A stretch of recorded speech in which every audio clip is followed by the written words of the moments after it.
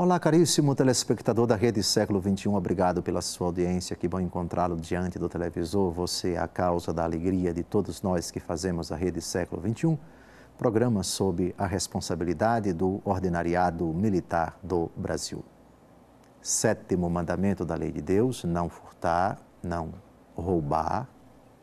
Hoje nós vamos tratar de uma realidade que é decorrente do direito à propriedade privada dos bens, um direito natural que não conflitua com a destinação universal dos bens, e desse assunto já tratamos nos 3 últimos programas.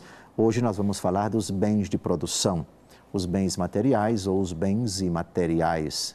Qual é a função, qual é a obrigação social que recai sobre aqueles que em fábricas, em empresas, em indústrias, assumem com relação aos cidadãos, com relação às outras empresas, com relação às pessoas tomadas individualmente.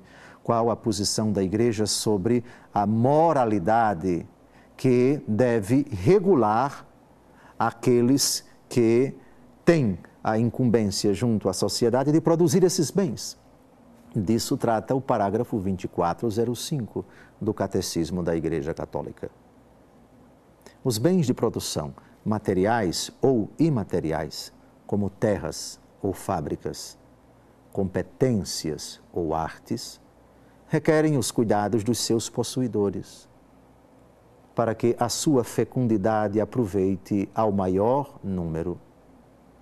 Os detentores dos bens de uso e de consumo devem utilizá-los com moderação, reservando a melhor parte para o hóspede, o doente, o pobre. Sim, sem dúvida alguma, aqueles que são aptos, aqueles que têm o know-how, aqueles que têm a capacidade de, usando dos bens da natureza, produzir esses bens, sejam eles materiais ou imateriais, eles estão submetidos a critérios morais.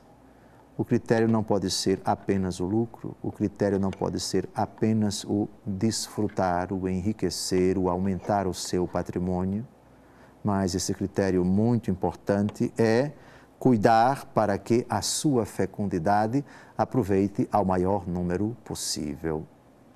O negócio, as regras de mercado, as regras de produção, as regras que regulam os negócios, os bens de consumo, a fabricação, a tecnologia, têm como critério fundante, critério primeiro, o bem da sociedade, o bem das pessoas.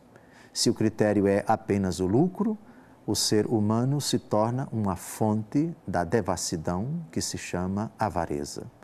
O lucro pelo lucro, ou seja, produzir não para trazer o bem às pessoas, mas para extrair do bolso delas aquilo que pode tornar-me mais rico, aquilo que pode aumentar sem limites o meu patrimônio.